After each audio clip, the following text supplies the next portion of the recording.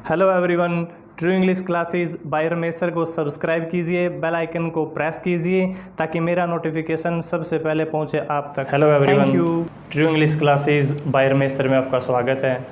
और दोस्तों, इस वीडियो में हम बात करने जा रहे हैं व्हाट आफ्टर 10th, 10वीं क्लास के बाद क्या। और ये क्वेश्चन सिर्फ किसी एक बच्चे का नहीं है, ये जो क्वेश्चन है उन सभी स्टूडेंट्स का है जिनका 10th क्लास का रिजल्ट आ चुका है या आने वाला है। उन सभी के दिमाग में एक कन्फ्यूज़न रहता है कि अब 10th क्लास के बाद क्या करें। 10th क्लास के बाद उनके सामने 3 ऑप्शन है। First option is science, second is commerce and third is arts. 3 option हैं, लेकिन स्टूडेंट्स के मन में एक कन्फ्यूज़न ज़रूर चलता है, अब हमें किस साइड में जाना चाहिए, किस स्ट्रीम में जाना चाहिए। हमें साइंस में जाना चाहिए, कॉमर्स में जाना चाहिए या आर्ट्स में जाना चाहिए। तो इस वीडियो में हम यही बात करने वाले हैं कि मोस्टली बच्चे किस स्ट्रीम में जाते हैं और उनको किस स्ट्रीम में जाना चाहिए। ये सारी चीज़ें इस वीडियो में डिस्कस करने वाले हैं। तो लेट्स स्टार्ट द वीडियो। जो पहली चीज़ है, जिस आधार पर बच्चे अपनी स्ट्रीम को सेलेक्ट करते हैं, that is crowd.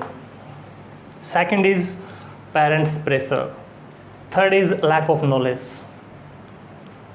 Not all of the students but most of the students. सभी स्टूडेंट्स की आप बात नहीं करें, लेकिन ज़्यादातर बच्चे किस आधार पर अपनी स्ट्रीम सेलेक्ट करते हैं। पहला जो नंबर है, crowd. Most of the students follow crowd. अपने दोस्तों को फॉलो करते हैं, वो उसकी क्लास में 10th क्लास में जो बच्चे थे उनको फॉलो करते हैं। जिस स्ट्रीम में वो बच्चे जाते हैं सभी उसमें जाना पसंद करते हैं। और बाद में फिर उनको पता चलता है, रियलाइज़ होता है कि ये स्ट्रीम तो उनके लिए नहीं है। तो उस टाइम पैसे की बर्बादी होती है, टाइम की बर्बादी होती है और साइकोलॉजिकली भी प्रॉब्लम इसको मैं मानता हूँ, क्योंकि आपको पढ़ना कुछ है और आप पढ़ कुछ रहे हैं, कुछ अन्य चीज़ स्टडी कर रहे हैं, तो ये चीज़ बेटर नहीं है। तो मोस्टली बच्चे क्राउड को फॉलो करते हैं। कुछ जो बच्चे हैं take their stream because of the parents pressure. माता पिता का प्रेशर भी बच्चों के ऊपर होता है। कई पेरेंट्स तो ऐसे हैं, बच्चे के जन्म लेते ही डिसाइड कर लेते हैं कि हमने किस स्ट्रीम में इसको भेजना है, साइंस में भेजना है, आर्ट में भेजना है या कॉमर्स में भेजना है। It's not good. इसको मैं एक एक्सप्लॉयटेशन मानता हूँ on the students. It's an exploitation on the students. आपको पता नहीं है what is the interest of the students, what he wants. आपको पता, और आपने उसके ऊपर थोप दिया कि ये स्ट्रीम आपने लेनी है, और बच्चे फिर उसी स्ट्रीम को लेते हैं, लेकिन आपको पता नहीं चलता उनके दिमाग में क्या चल रहा है, उनके दिल में क्या चल रहा है, जो कि एक तरीके से उसको मैं एक्सप्लॉयटेशन मानता हूँ। तो आपको पेरेंट्स ने बच्चे के ऊपर अपनी चीज़ थोपनी नहीं है। आपको पता होना चाहिए अपने बच्चे का कि उसका किस चीज़ में इंटरेस्ट है, ये आपने ध्यान रखना है। अगली जो चीज़ है, लैक ऑफ नॉलेज। कई बच्चों को, पेरेंट्स को पता नहीं होता, ये उसमें उनकी गलती नहीं है, उनको पता नहीं होता कि उसके बच्चे के लिए, या बच्चे को भी नहीं पता होता उसके लिए कौन सी स्ट्रीम सही है। तो बिना ज्ञान के वो अपनी स्ट्रीम सेलेक्ट कर लेते हैं और बाद में फिर उनको वही दिक्कतें पेश आती हैं जो सभी को पेश आती हैं। टाइम की बर्बादी होती है, तो सब बुक्स चेंज करनी पड़ती है, बाद में फिर वो दिक्कत होती है।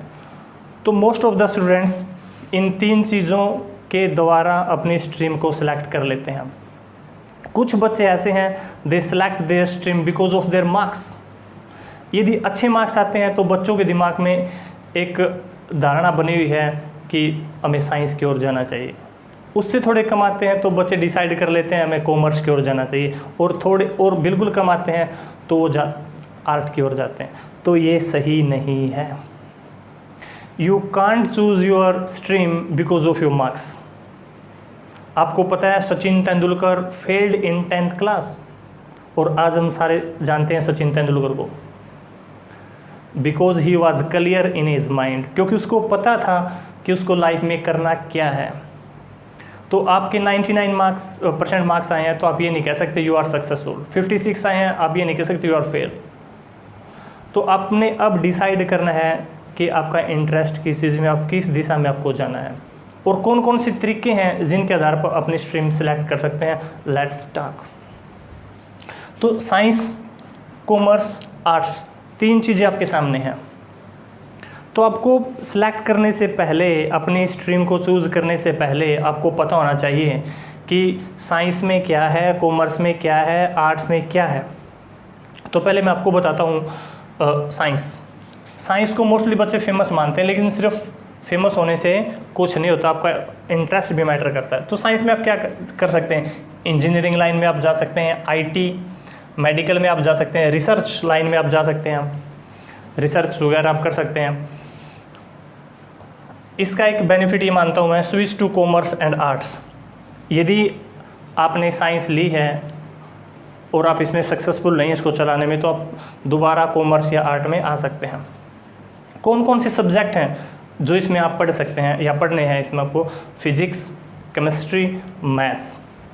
लेकिन यदि आप मेडिकल में इंटरेस्टेड है, you are interested in medical, तब आप बायोलॉजी इसमें सेलेक्ट कर सकते हैं, चूज़ कर सकते हैं, करनी होती है बल्कि।